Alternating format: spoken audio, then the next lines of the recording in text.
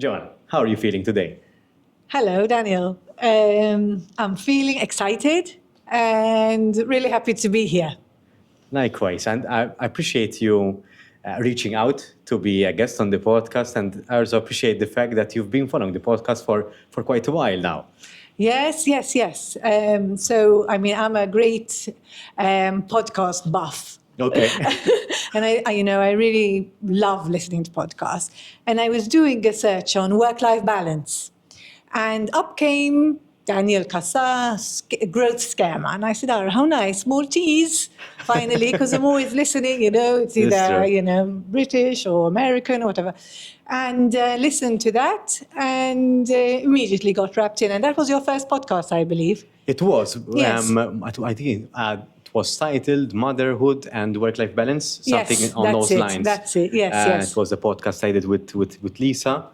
I still remember it because obviously it was the first one, and that did require some technical ability at that point in time because we've met at her house, and I had to set things up, and it was my first time, and I remember there were two distractions: the birds chirping at the background and the bell of the local parish church. So after a couple of minutes, we had to stop for the bell to stop ringing, and then we'll continue. Yeah, I don't remember that myself, but it was really good. And in fact, I had actually passed it along and to some women who actually do have this really big struggle and challenge of work-life balance, just having had babies, and and recommended that they listen to it because I felt it was quite empowering and motivating. Joanna, you're a coach, so my first question will come to no surprise for you. What are you expecting out of this podcast? That's a good question, though. Thank you. I'm expecting a good and deep conversation. Okay. Where we, in fact, exactly like coaching, we'll see where it goes. Nice. And that's exactly the purpose of my podcast, because as I've been saying very frequently on episodes, that I don't have a particular agenda. There are no set of questions. Yes, we have a live audience today as well, and the audience can ask us questions, both myself and yourself, if there is any insight that they would like to add. But other than that, there is no particular agenda. Joanna, you've been back on the island. Where were you up to abroad? So my life is I share it between Malta and Croatia. Okay. So my husband is Croatian. He's my second husband. We met 16 years ago. And I'll probably surprise you if I tell you that we met online. Okay. So we're the pioneers of these what's they called, tweeters? What's it called? That's the apps, the app. Dating apps? Yeah. So we didn't meet through a dating app. We sort of beat the dating app. Okay. So on which platform did you meet? We met, actually, we were both like to read the English Times. Okay. And at those times, 16 years ago, they had this kind of, you could create a social profile and engage with other readers. And that's how we met. So, so when sort of then these dating apps started to become very popular, which is only maybe 10 years ago or something, I said, I beat you to that, all of you. But how was the experience going into it? Because obviously that was quite novel. Yes, it was novel. It was kind of like setting up a Facebook profile, I would say, and then you would just either talk about, let's say, art, which sort of we both liked art, we both liked films, and then you would find that what that person said was interesting. Okay. And then we just started to talk. And then I think it was 4 or 5 months later, he's Croatian, but was living in London at the time for 25 years. He had been living in London. And my children were at school in England, so I was very often in England, and we met. All right. And actually, they were at university. And And here I am to tell the tale 16 years later. It's a lovely story. So Yeah. it's 16 years ago was 2008? 2008, exactly. And so since then, we sort of set up our life like that, where because I have 3 children from my first marriage, and so then I would be traveling in between both countries, and that's how it's been for all these years. All right. How do you manage that personally? Because you have quite a number of roles that you occupy, so a number of various hats that you put on. How do you manage that personally? So I would say that it's I mean, if COVID had happened 16 years ago, my life would have been much easier, because Really? Okay. because now everyone's much more open to this sort of working online and not having to be physically present when I'm talking about wearing the working hat, the professional hat. So I can't say that it was easy, and I have been, I did start 16 years ago working online for my organization, my family's business, which I've been employed for over 30 years. So it would be, a lot of coming and going, some difficult times, not always very easy. But I was determined to make it happen because, I feel that when you have an opportunity, when you meet someone, it's not always going to be, it would have been a shame to let it pass by. So, so that's how my life has been. And it's got a lot of advantages. And as I said, some challenges, but that's how it is. You'd have to ask my children how it really is, I suppose. But from your perspective, how is it from your perspective? So from my perspective, let's say when we met, my eldest child was 21. Okay. My second daughter was 19, and my youngest child was 13. So my eldest one was at university. The 19-year-old was doing her thing, sort of studying. She was at the tourism authority studying. Studying tourism, and my younger one was at school in England. So the way I kind of planned out my life is that, whenever the young one was here, I would be here, and when she was at school, I would be in Croatia. In a way, I think for me it's perfect, to be honest, because I always had this. I suppose I always felt that this island was a little bit too small for me.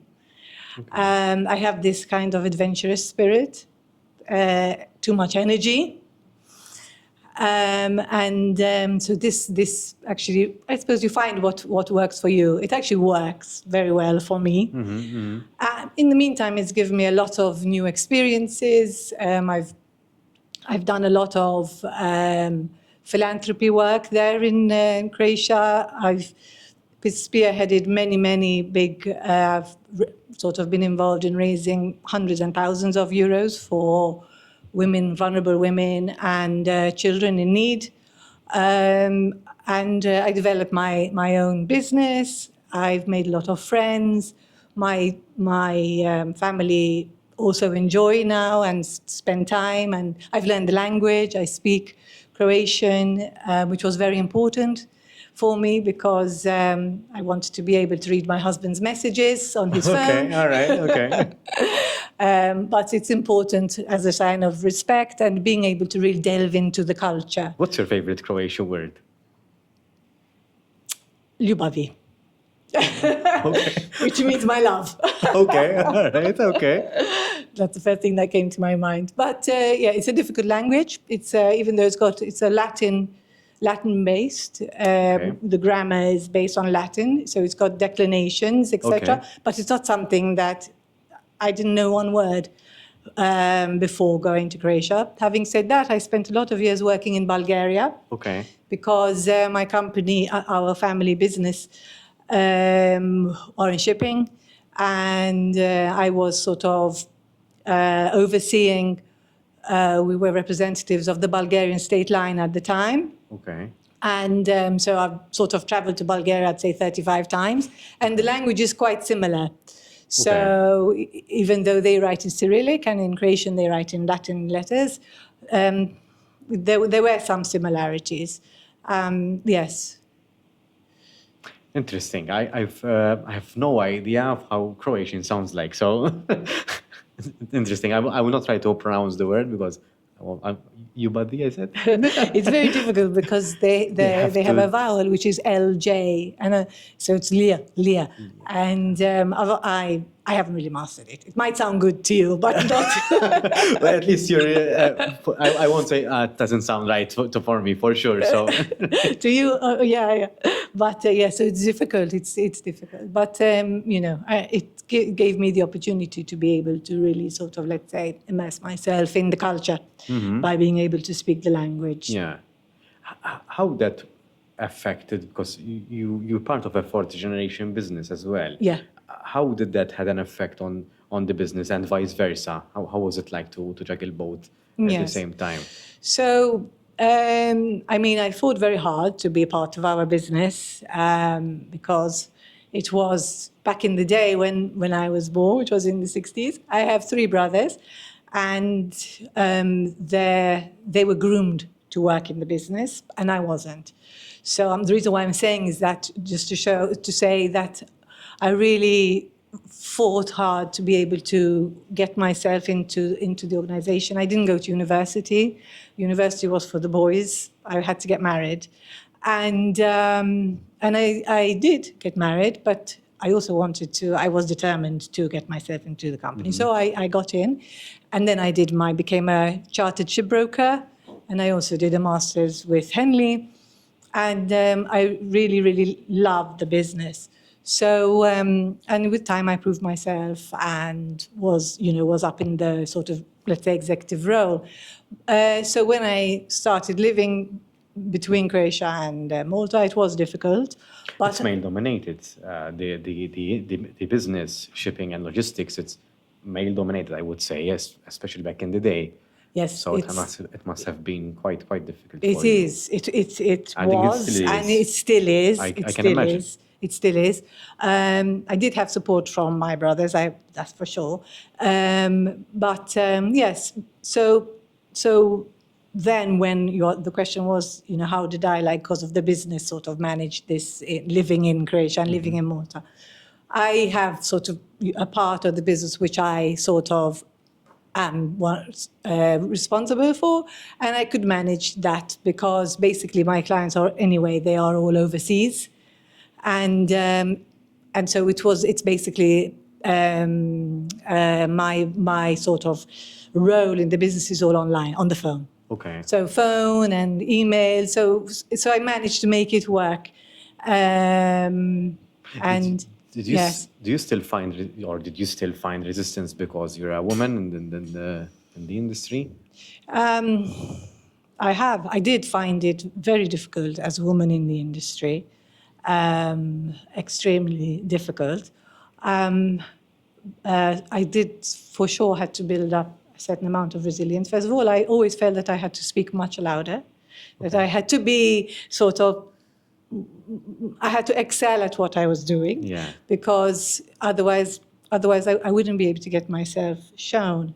I put myself in some very difficult challenges, always kind of, let's say, volunteered to do a very difficult role, so that like that I could get, because to show that I was capable.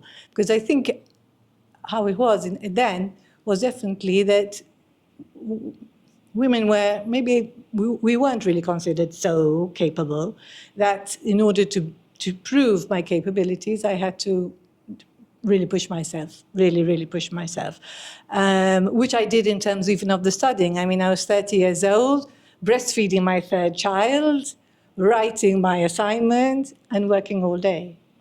from 8 till 6. So it was. I would say I worked very hard to get myself in there, but there are always people that are not going to accept you. But then there are also those that do, and those are the ones that, at the end of the day, I think, are the ones that then provide you with the support and the motivation. And was one thing that's coming to mind when I'm hearing your story is that what drove you? Because you must have had some kind of driver that against all odds it kept you pushing forward. Perhaps it's a purpose, perhaps it's a mission, perhaps it's a matter of principle, a belief. What was it that drove you to do what you did? So for sure, it was being one girl with 3 brothers. Okay. You wanted to make a statement. I just always felt that I had to prove myself to them. So right. I remember very well, my older brother, he's only 2 years older than me. It was his 6th birthday party. Okay. So I was 4. And he was having a shooting game. Okay. Shooting, fake guns, whatever, with they had to shoot at a target. And it was a party, it was his birthday. So I asked if I could participate. Can I be in the game? And they all said no. And I said, but I want to. And I started to cry. So they said, okay. And I won. And I came first. And it was that easy. And that is exactly me. So because I felt that I really always needed to prove myself. I suppose I had the belief that I was the weaker sex. And I'm not saying that anyone put that belief on me. It just was inside me. And so it was a continual challenge with my own self, just to prove to myself that I am just as good as one of the boys, and that, or even better if that's possible. And then it's become, I suppose, my life's mission, but not because I'm trying to fight against the male race, which I think has an enormous amount of strength, and I don't have anything. I'm not sort of a woman out there fighting for the women's cause. I'm fighting for myself. Just it's a personal challenge, really. And I've also always had this very big personal challenge that I would sort of set up something on my own, which is why one of the reasons, I suppose, why I've kind of ended up doing coaching. But that's not the only reason. The main reason why I end up in coaching is that I have, unfortunately, one of my children is a heroin addict. And I found it was very difficult to find any support. And I'm not saying in Malta, I'm saying anywhere that could really help me, that would just, so I started to look online, and I came onto this support network in the United Kingdom, which supports victims of family, and in other words, family members of drug addicts. And I joined this organization, I started meeting once a week just to be able to talk and to listen to what other mothers and sisters, and it wasn't just mothers and some fathers, but it was mainly females for some reason. And they would be talking, about what's happening at the time with their loved one who was, causing a lot of problems. And I would share also how difficult it is. And I suppose I found the power of support and helping other people, or being helped just through conversation, just by listening, really showing empathy and caring. And I was receiving that from these people. And I suddenly realized that I want to do something like this somehow. And I did think of actually perhaps going into helping and supporting family members who are, who have this addiction in their family. But then it became too difficult for me. It's heartbreaking. And it was like reliving our story every time. So I do help people, definitely, and I'm more than willing, if anyone, any one of your listeners wants to contact, just to give support, absolutely. But it was difficult to to do that every day, So I changed tact, and I started thinking about coaching, and then the business side came into it because I feel really comfortable in an office and talking about, or it doesn't have to be in an office, but I feel extremely comfortable in any business situation. I've been in some very difficult situations where I think I've learned how to come out on top, and I'm resilient, of course. Definitely the life situation that I passed through, or we are passing through still, has given me a different perspective. It's made me become much more understanding of others, understanding of other people and their behaviors, understanding of the difficulties of life before, and being much more empathetic. I wasn't like that before. I would say I was too busy trying to conquer the world by fighting with, not fighting, but being the best in the office. That I forgot my empathy behind. But it's this, this has certainly changed my direction so admitting my mistakes, having to accept the difficulties that and the choice of one of my children that she's taken, and just hoping that she's that she'll be okay. Yeah. She knows that she will certainly can always come to me when she decides the time is right. I tried very hard to push her. I did whatever I could to get her into communities here and overseas. But always at the 11th hour, she would change her mind, or she would go in for a while and come out. It's been a difficult road, but eventually I realized that I had to stop trying to control, that I had to stop wishing something for her that perhaps she doesn't want, and to let go. Was it the hardest decision or conclusion that you had to let go?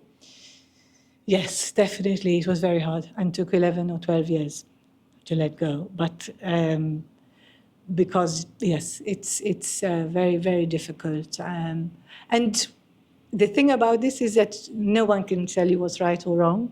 No one can give you any advice, really. And they're afraid to give you advice. So it's always, you have to do what you feel is right. But it's very difficult. But having passed through that, I feel that I would be happy. I would be ready to give advice. I feel that after such a long time, I understand a lot about it. Joanna, first of all, thank you for sharing your story.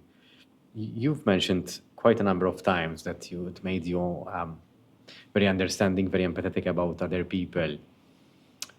Throughout and now, how are you taking care of yourself? So you mentioned how you're taking care of others within either your support system or your circle, but you haven't touched upon how you're taking care of yourself practically. I can see you studied psychology. I did. I've learned that slowly. It took a while.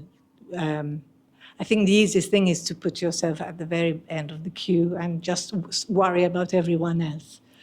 But then at one time came a turning point that I realized that if I was going to carry on doing that, I was going to lose everyone else around me. So I did start to work on maybe giving a little bit of self-care. I would say coaching really started to help me because, as you certainly know, to be a good coach, you need to be coached. Yeah. I think that's where coachable. And certainly coachable. So when I did start the coaching, I wasn't at that point when I'm going to share my story. Mm-hmm. And then suddenly I started to. And then that started to help me. Mm-hmm. So I think to answer your question, that is how I started to help myself by first of all, maybe forgiving myself, because I suppose at some point as a mother you think, what have I done wrong to end up in this situation? but bringing these topics to coaching and then it just speaking through them really helped.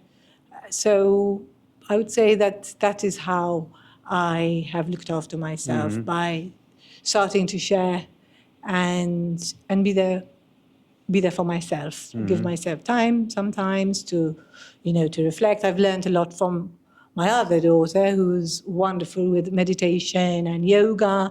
And so she's my teacher now. Okay. And now, yes, and I'm kind of learning these things, which again is not something that I've ever really done. I'm one of these energetic, I have to run, I've got to go to the gym, but actually to spend time in peace on your own helps a lot. So I'm kind of working on that too.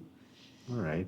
So as you're speaking, I'm reflecting about how I tackle challenging situations, and usually people like us in a way who are highly self-dependent and self-assured in a way that we believe that we can rely on our own skills to get us out of a difficult situation.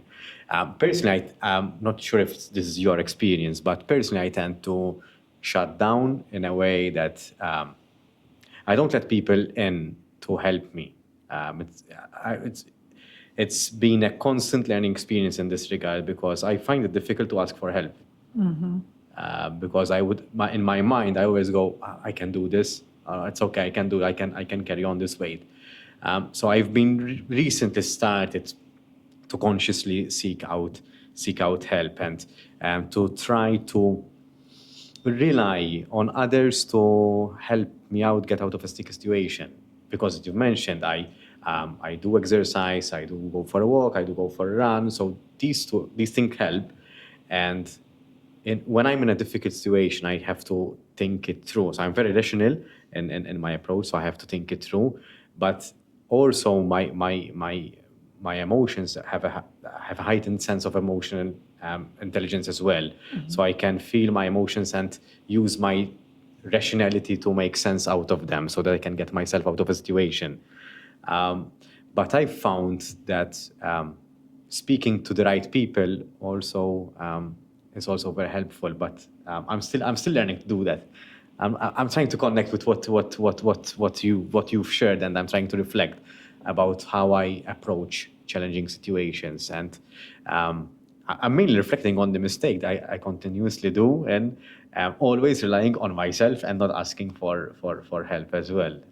Certainly, I need to do a bit of an improvement there. So when was the last time that you actually reached out to somebody for help? It's a tough question for me to answer. So think of asking a question. Usually, I don't get asked questions really frequently on the podcast. So I appreciate that. I mean, today it happened. I asked my sister whether she had a tablet at work because this one wasn't working. I had another technical issue, so I did try. I asked two people from the audience to take photos because we have no photographer today. So but only on the small side. Yes. Only on. I was going to ask you on a deeper level. On a deeper level. On a deeper level, I struggle with asking for help. What's holding you back?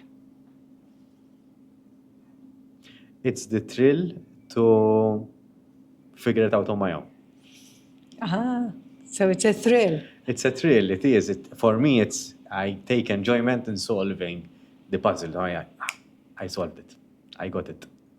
And for me, that's the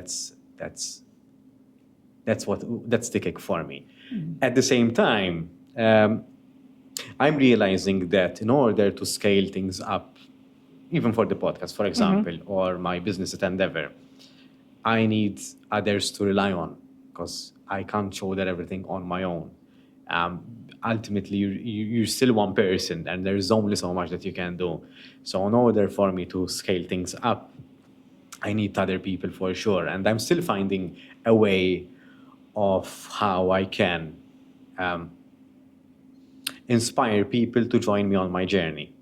So I'm still finding, I haven't found, I don't feel that I have found that magic formula, because I don't want to do it all on my own.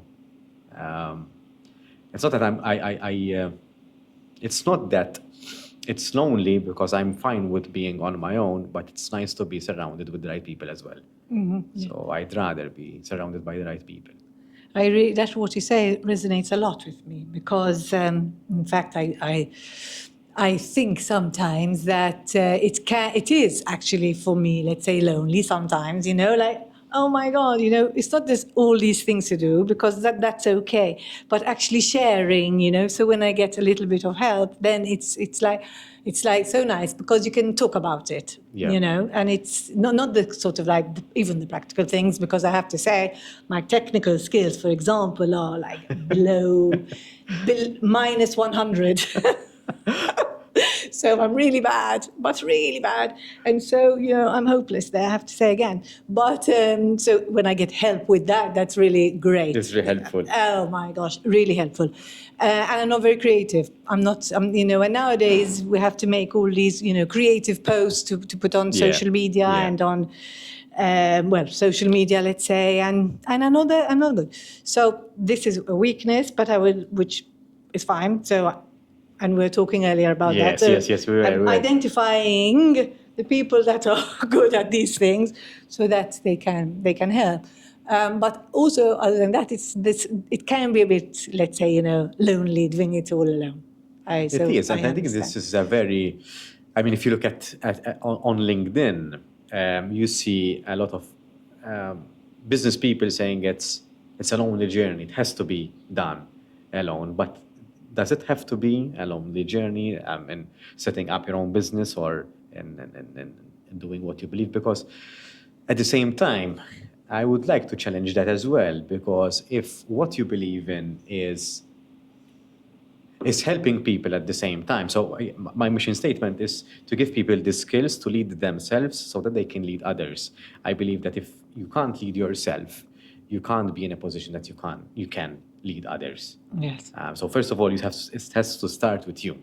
Yes. And I like to think that I'm giving that skill directly or indirectly. So either through coaching in a direct way or through workshops or through consultations, but also indirectly as well with me leading by example, which is something that I've learned through scouting.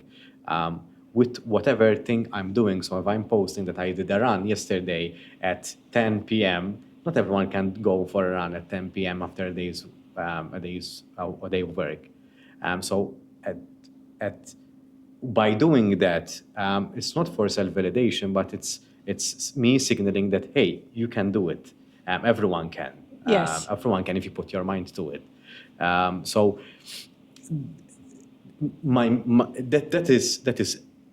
that is one way of how it can not be a lonely journey, because even though it is my mission, I'm bringing people along the journey in a way that it's setting setting up my business, but you're bringing people together.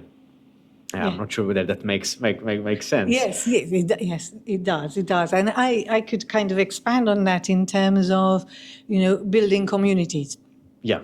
Because I actually do find that is really building a community creates a really good sense of support for you and support for those around you. And I do really believe in communities, and I am part of some communities, which mainly they seem to be female networks, women's networks. And there, depending on how open everyone is to share their experiences, but in some they're very powerful. That is I find that a really good sort of support. Gives a lot of support. So I believe that that's something that one can kind of like expand on. And in today's world, I think it's very much about this community and building communities, helping each other. Yeah. Even sort of these, let's say, Facebook communities where you create I've created like a community for Facebook women, because my focus is females. And where we share challenges and talk about experiences, different ages. So you have the younger ones that are receiving the experience, the older ones that are giving, a little bit of of experience. And I think that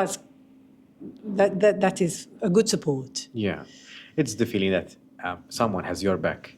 Yes. And not all of us are blessed with that kind of support system, be it family or friends. So Yes. it's nice to be part of something like a community. Yes. To be either so that you can see that someone else shares your view, your philosophy, your way of life, but also to have someone on your having your back. I mean, I've started the live audience experience. It's still in early stages, but I've noticed that there is a little bit of a gap in the local market, and you've mentioned this at the beginning of the podcast, that the growth element, the personal growth aspect, is very westernized.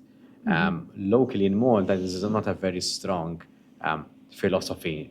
There is little to none advocacy about the topic. So, and this is precisely the scope of having a live audience, so that you can create a sort of a community of like-minded individuals who enjoy having these kind of conversations or listening to these kind of conversations.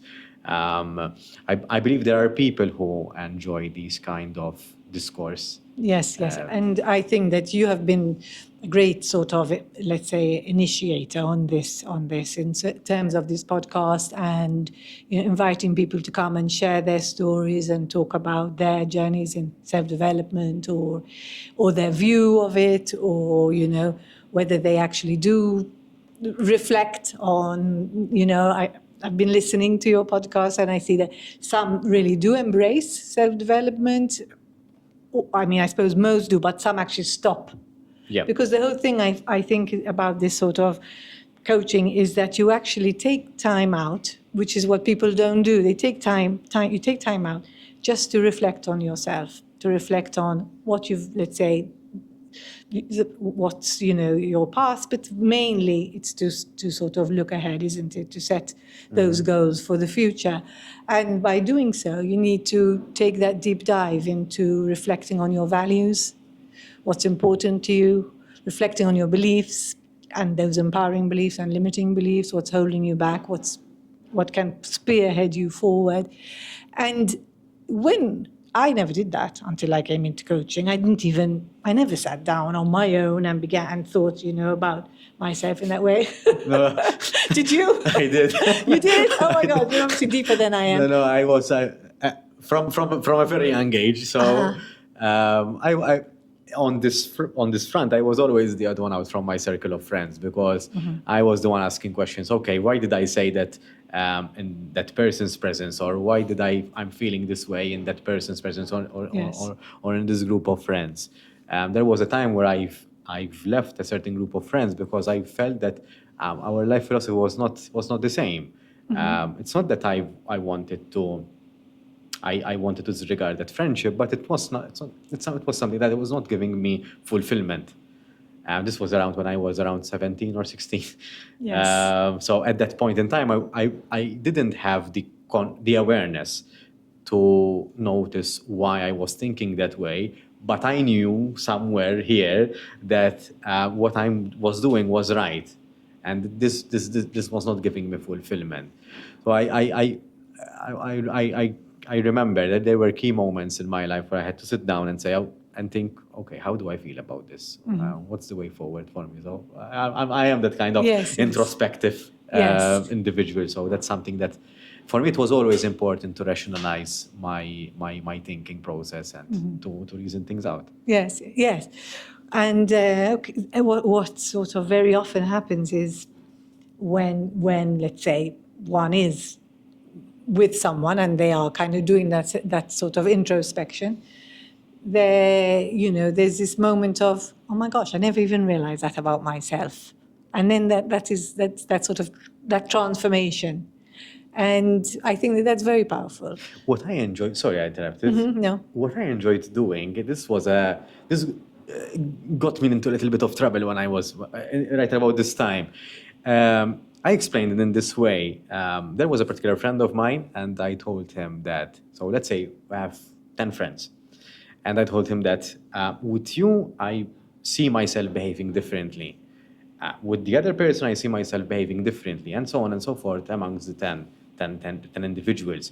And I remember he told me at the time that you are a double-faced person. Then I told him, no, I'm adjusting to the person and that I'm with, so that we can have a better a better relationship with one another.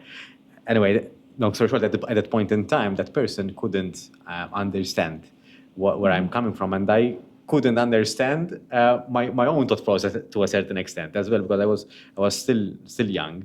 But now, to me, it makes a little bit more sense, and I've started to appreciate more my inclination to adjust to the person that I'm speaking with. So, for me, going back to my original statement, is the most thing I find interesting is the way I see myself interacting with different people. So, because I'm always understanding I'm also all the time experiencing and exploring a different version of myself. Which Yes, is a little yes. bit. Yes. That's interesting. So how do you see yourself acting, interacting as a different version of yourself with different groups? Is this? No, it's the yes and no. You maintain your core, your core belief system and values, but it's like crossing a bridge. I use this bridge analogy all the time, but it feels like crossing a bridge, and with each friendship, it's like crossing a new bridge. And when you're at the midpoint of that bridge, you become someone else in a way, so that you can create a connection with the other individual. So let's say you're at one end of the bridge, you start crossing the bridge at midway, and you should stop at midway, because otherwise you're over giving. You become someone else, so that you can have a good relationship with that person, be it a friend, a partner, siblings, whatever it is. You behave differently in a certain way to match the other person's energy. So Yes. it's not you're completely becoming a different person, but at the same time you're adapting to that individual. So you can have it's like a puzzle. So you're molding yourself, keeping your core intact. You're molding yourself so that yourself and the other person's puzzle can match. Yes. I mean, how I see it is it's a sort of chemistry. Yeah. And it can be, so one has a certain type of chemistry with let's say one person, and a different type of chemistry with another. So, and then that chemistry will, you spend time with a person, and you feel, oh my gosh, I feel, let's say, fulfilled. I can speak about anything and everything, energized, and bouncing off each other. And then with someone else, it's a totally different. It doesn't mean that it's not good energy, Yes. but it's just different. So I think that would be my interpretation Okay. and I find that again also in coaching, where in fact the first call is called the chemistry call, and that is actually to see if there is chemistry between you. Because if there's no chemistry, if it's not going to be, if you're not going to be able to work together, then one can not really give the client the best benefit of the whole. Has it happened to you as the coach? I mean, you meet someone and say, I can't work with this person. Has it ever? It not happened to me. It's happened the other way, whereas a coach passed on a client to me, and she sort of said, look, I have this client. There's just something that it's just not working. Are you interested? And I said, yes, I certainly will have a chat with her. And I kind of wondered, what is it? Okay. And she, for me, has been my A1 client. It just, it really, the program just went so well. So there you are. It's just one of those things. So I couldn't really figure out what was the reason that it didn't work with the other coach. I was very thankful very nice that this, colleague of mine recommended that she would work with me. But yes, and my colleague was honest enough with herself to say, there's something that I just don't feel I can help this person. yes, yes. For me, no, it hasn't happened. It hasn't happened. Neither for me, so that No, never so happened to I don't me. know what that would really be. Well, this thing about the chemistry is more when, interacting, let's say networking, at a networking event, when you feel with one person, it's like, and with another one, it's like, oh my gosh, it's a little bit cold, and you feel like, oh, I just can't get myself to be me. Yeah. And with other ones, you're you. I'm me. Yes, but these conversations are, I think, really, really powerful. When people say, "What is coaching?" Well, coaching is actually just a conversation, but it's a conversation with a methodology and a process, And an end goal, I would say. You have an end game to a certain yes, directly or indirectly. for the client. Yes, yes, you want to get to somewhere. yes. At that's the end it. of the coaching, either session or coaching program. Yes, program. Yes, exactly. And as a coach, that's what our aim is, isn't it? To sort of get the client there, but for them to lead themselves to it, isn't that? Yes. So, for me, it was during COVID that I kind of decided that I would, start to train, and it's been a really, I would say, life-changing journey for me. It's given me a community because, as you know, I work online. Okay.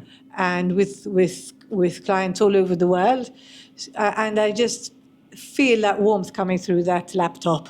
We were talking about it before, and it's like, so it just comes through, and there's like, I can't explain how, because people do ask me, like you asked me, that how do you interact, through the screen, and I don't have an answer. But it just works. It really, really works. And I don't even see the screen anymore, and I think that those don't either. And then, of course, it gives you the world as at a platform that you can sort of spread your wings to anyone that speaks English. Because I don't coach in Croatian, and not even in Maltese. Right. So English is my coaching language. You find both challenging, I mean? Yes, I would find them. I must say, the reason why my Maltese is challenging is because my father was brought up by his mother, and his mother was French. Okay. So his first language was French, followed by English, Okay. and then Maltese. But his Maltese, he really learned it well, because being shipping, he was very often down in the Marsa and the Valletta in the port. So he Definitely. ended up, but at home we spoke in English. All right. And we did, and then I went to school in England, and I do speak Maltese. But I'm not sure about coaching in Maltese. English comes more natural to you. It does. All right, Yeah. all right. What about you? No, I prefer Maltese. So you're coaching in Maltese? I both. Okay. Both. So I think I've coached more in English rather than Maltese, because I've had mainly foreign clients rather than Maltese so far. I do have a couple of Maltese speaking individuals, but mainly I would say 95% are English speaking. Yes. Yes. It's something that I've warmed up to. This is a funny story. I think I've mentioned this in a past podcast episode. So I was brought up in a Maltese-speaking family, and Maltese was the main language even at school. And my English grades were quite okay. So my English has always been quite good. But when it comes to speaking, I wasn't really comfortable in speaking in English. Okay. So just right before I started Endeavour, so it was around 3 years ago, I told myself, if I have a workshop in English, I have to speak well in English, and I can't be all jittery and stuttery when I deliver something like a workshop. So that's how I started lecturing. So how about I start lecturing so that I can improve my English, my English, because I believe you learn something when you try to teach it. And very true. Yes. Scouts taught me this. So when you haven't fully mastered something until you're able to teach it. I think knowing how to do something is halfway there. You truly master something when you try to teach it. And I'm mentioning trying to teach it because it requires another 50% until you master it, whilst you are doing it, whilst you are teaching someone how to do it yourself.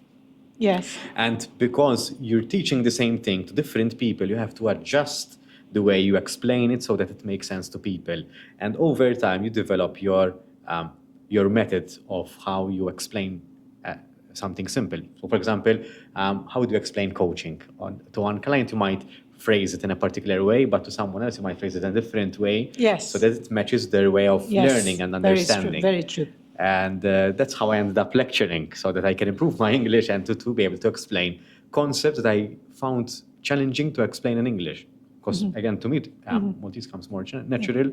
But today, I feel quite okay with using both languages to explain what I would like to pass over something. Yes, well, you sound very confident in English. I noticed that you refer to Scouts very often. I do. Yes. So what is the underlying message, sort of, that you've picked up in Scouts, and you're very involved in Scouts, correct?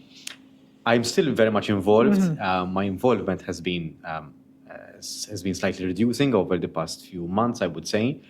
But I believe Scouts shaped me the way I am today. I think it gave me the space, the creative space to explore my abilities, and it was a very good first step for me. It gave me the space. Directly or indirectly, it wasn't as easy or as romantic as I'm explaining it to be. It was quite the experience, but because there was a gap for me to learn something, I seized the opportunity very much like you did with your family business. Similarly, our Scout group was family run. Long story short, I was the first leader who was outside the family, so I had to fight my way through and to prove myself that I'm able to take charge of a particular section. Scouts is made up of my 5 main sections. I was in charge of one of them, and it gave me the space to grow up really quickly in a way, because at the age of 19, I took charge of the section, and I've started to speak to parents. I've started to be responsible for their children. So well, I always felt it's like a big responsibility that I'm shouldering, and I'm having conversations with parents, which I'm not a parent myself, but I've always worked very closely with parents, so I can very much appreciate where they're coming from as well. So I think I've explained this to you, but in Scouts I take three roles. Or have I not? No. All right. So in Scouts, I always felt that I'm taking the 3 roles, like a father-like figure, an uncle-like figure, and a big brother-like figure.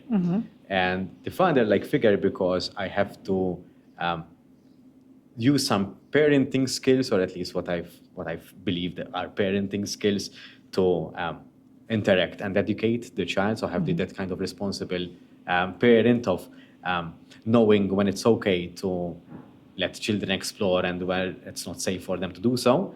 Have to be the cool uncle that they can, with them they can do the fun stuff, the adult fun stuff, and the big brother as well. So that it's like a toned down version of the uncle.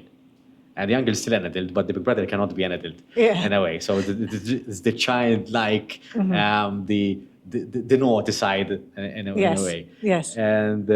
And being the big brother myself, that came very natural for me. So I'm the eldest son, so that came very natural for me. So it's like I adopted these roles and created my own leadership style when it comes to connecting with young people.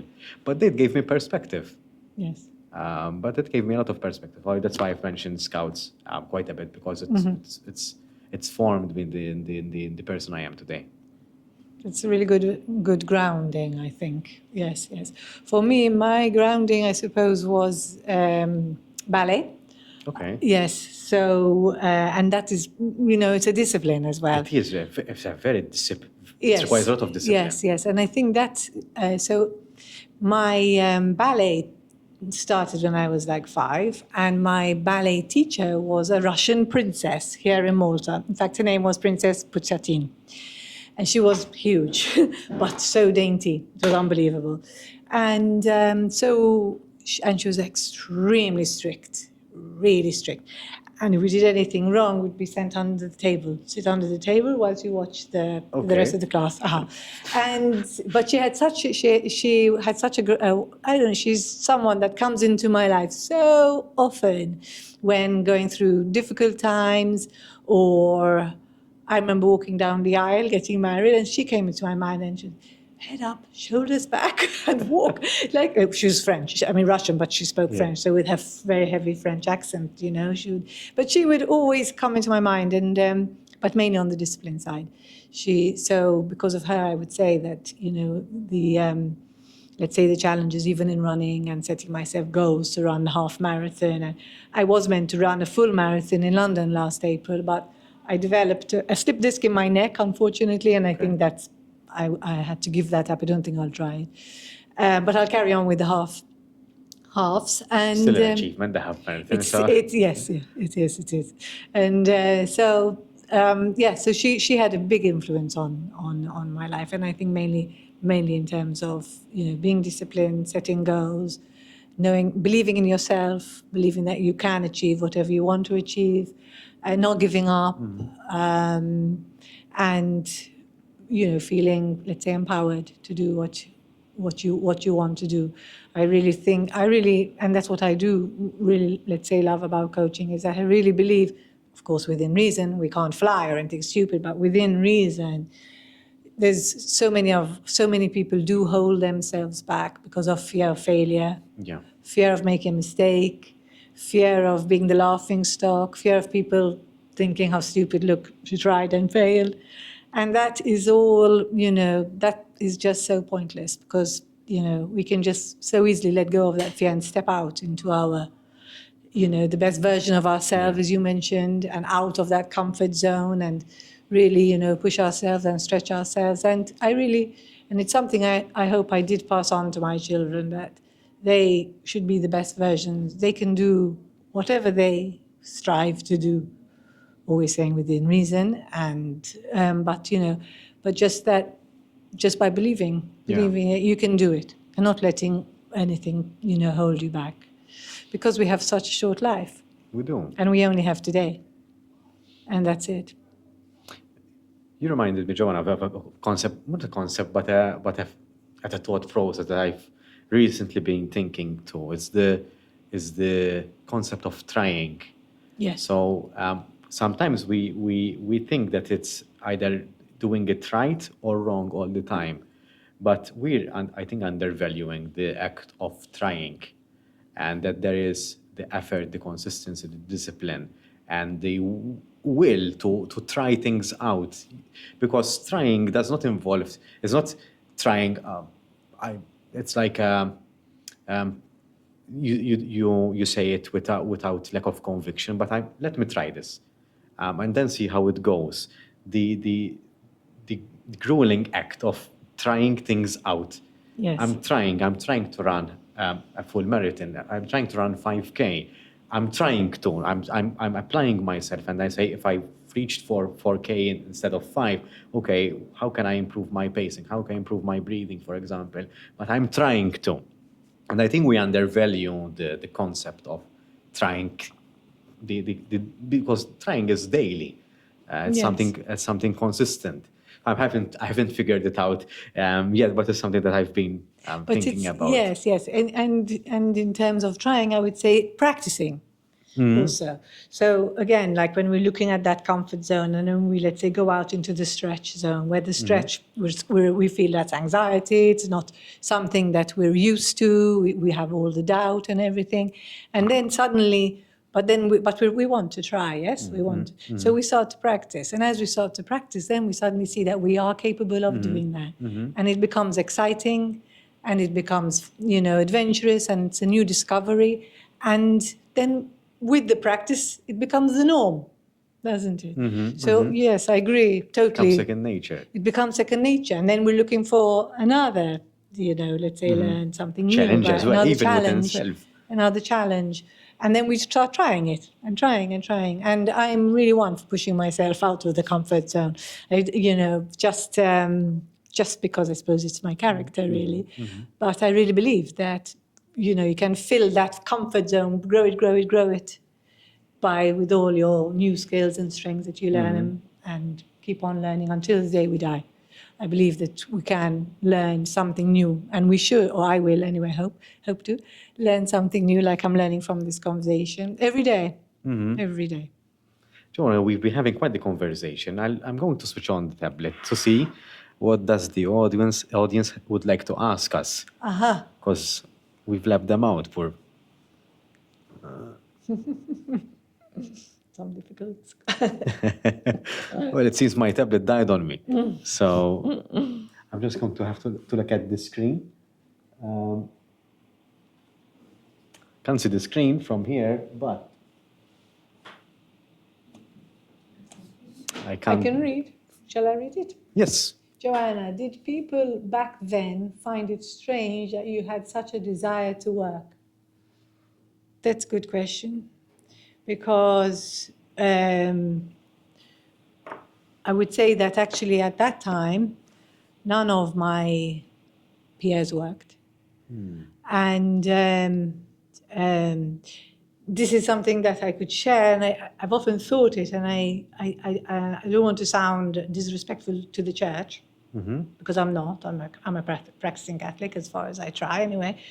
But I remember going to church with my kids. I remember sermon let's not say so many times, but a few times when the priest was saying that women that went out to work were actually breaking up the family. And I remember that, really. And I used to feel, you can hear my voice now, like it used to affect me, because I used to think, am I like such a bad person? Doing this, like going out to work. But so yes, it was frowned upon. But for me, it was just made, I just felt I had to do it. It just filled me with something else. And then I believe made me a better person, a better parent, because I was fulfilled with what I was doing. So also, let's say, my parents didn't really think that I was doing the right thing, going to work. And so that is difficult. That does affect you, that you feel that you're doing something that other, people don't really approve of.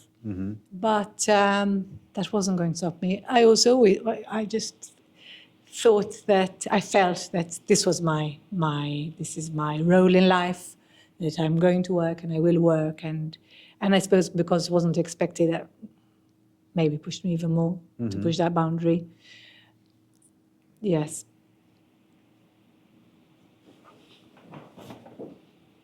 All right. John, I'd like to know more about your coaching. How do you approach coaching a new client? Do you have a fixed approach, or does it vary depending on the individual? Okay, so that's a good question. It does certainly vary on the individual, because as coaching, as you know, is a very individual and personal journey. So the client will come, especially when we're talking about individual one-to-one coaching, not organizational, I would say. So the client would come with a specific, goal, whether it's thinking about setting up their own business, but feeling that they're not good enough, let's say.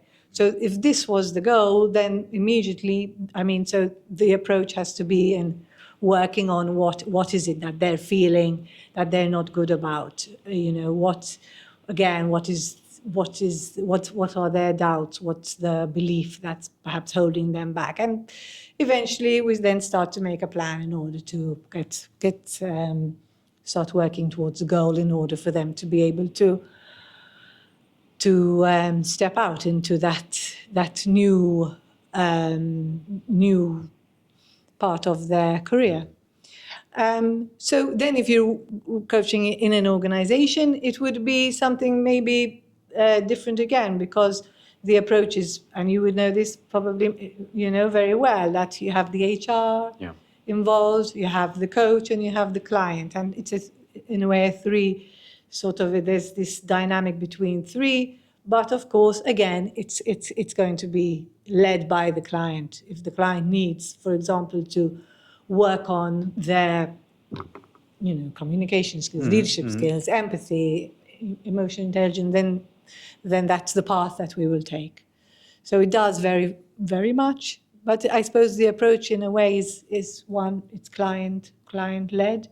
Two, that the methodology is to, really use insight to ask insightful questions, to listen at three levels, to try to use your intuition, because very often it's what is not said in coaching that is what is going to become the goal. Yes. What was the greatest lesson you've learned during coaching? I mean, was there a particular client who taught you a valuable lesson with either their experience or with what they said? Yes, I was coaching. I did a coaching program with a client in Botswana. Okay. This was part of a voluntary coaching, and she sort of, contacted me, and I had been. So she knew about this possible program that I was offering, and she wanted to set up her own business actually, and by the end of the program, we had set up the whole plan, and she's now actively sort of carrying it through. And what she said was that what started off for her as a cloudy and black sort of day, that's how she expressed it, just turned into sunshine and set her on her path for her future. So, and that was very touching for me, because and you see someone that comes with this wish, this desire to do something, and leaves and is now living it, and then writes something like that to you. You see the transformation. You see the transformation in the person, the possibilities that coaching can give to someone, and the results. And now we're in touch, and I would love to go and see her in Botswana. Right, another traveling. Another traveling. Off I go. Yes. That's very nice. I mean, coaching does give you back. Yes. It's I think that there is an element to reciprocity to it, that the energy that you get it back in a way. It doesn't happen always, but when it happens, it's very profound in a way. Absolutely, and I feel after coaching as though I've been to the gym, and those endorphins. Yes, it's the same feeling. Like you said, not each time. Yes, and of course there are some when maybe they're a bit flat for whatever reason. Maybe you, me, or the client is lacking in energy at that moment. But I would say 80%, 85%. There's that endorphin, and it is, I think, because you're giving, and giving is just such a, I think it's a human need that we love. We love to give. Yeah. I prefer to give than receive much more. So and you feel like you're really, really giving, and you're giving them opportunities.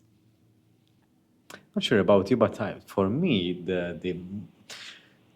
the greatest feeling is when you see someone applying themselves, even if they're not getting the right results immediately. But to me, it gives me energy that someone is applying themselves. They're trying. You mentioned that there are some coaching sessions which are a little bit flat sometimes. And I ask myself, why are they flat? Mainly because the person most probably is not applying themselves enough, that it feels like, oh, what role am I playing in this exchange? So I think the best feeling is when you see the coachee applying themselves. Yes. No matter how small, just trying to change something within themselves. I think that is the greatest feeling. Absolutely. I remember once you say that, one particular client that I had who, this particular time was feeling a little bit flat. So when he came, the second or third session, I explained, I said, you will get out of this session what you give. Yes. So if you are, if you if you come without like the full intention to really, be open, really, bring what is really important to you for this session, and let's work with it. We're going to say on the platonic level. Yeah. It's not going to work. It's not going to work. And that sort of then made that step. So, one can understand. I mean, it's not for some people don't find it so easy to really speak, open up, no matter how well you may pose that question. Yeah. I was, as I mentioned before, I was like that. So, but it is, you will get what you give. So if you're not giving half, you're going to get half. If you're going to give your all, you will get your all. Definitely. So I agree with you. Joanna, we formed a bit of tradition as we've started the live audience podcast recording, and I have some questions. And I will be asking you to pick one up so that you can let me. Okay. You can stand up if you're that's more comfortable. And I'll ask you to read it out loud. One. Yes, just one. And answer it as short as briefly as you can. Okay, so what role does self-reflection play in your personal development? Yes. Okay. All right.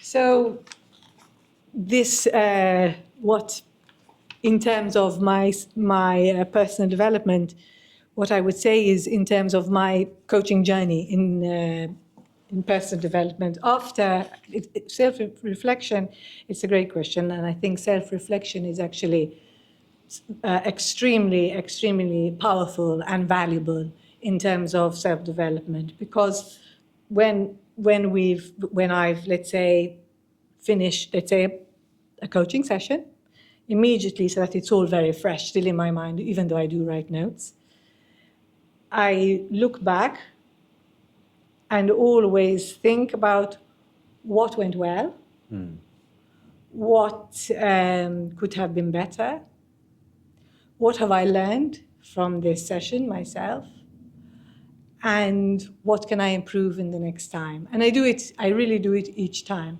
So I think I picked on the right one here. So it plays a very big role in my self-development. I appreciate the step-by-step guide you provided as well for the listeners, because I think that's a very good approach to apply in every situation. So I think that someone can apply that 3-step process after any conversation. So if you have a bit of a difficult conversation, perhaps with a friend, with a partner, I say, okay, what did I say which is right, which is not so right, and how I'm feeling about the situation. So it's like a 3-step plan. Yes. So thank you for sharing that plan. You're very welcome. And I do that also after, let's say, difficult conversations with, let's say, partner or friend. What could I have done better? What did I not do quite well there? And what, how can I do it better next time? And I think it's something that we should. Well, I like to do. Joanna, thank you for being part of the podcast. I have to ask now: did the episode meet your initial expectation that you wanted? Basically, you got out of the. Did you manage to get the thing that you wanted to get out of from this episode? It's been really. I mean, I've not been on a podcast before, so it's been a really, really good experience. I knew that you were going to be very comfortable to talk to, because, as you know, I'm an avid listener of your podcast. I appreciate it. And I do enjoy the way you ask questions, and you speak as well when you feel it, you wish to, and so I certainly got out of this what I expected, which was a really nice conversation. I'm glad. And I thank you made me speak much. quite a bit today, so I appreciate it. Did you enjoy that? I did. Good. I did. Although I have to hold my brakes, because this isn't about me really. It's more about you rather than myself. So because you're the guest, so hopefully I didn't hijack the conversation at one point in time. So not at all. It was a really, really good conversation. Thank you very much. Thank you, Joanna, for being here.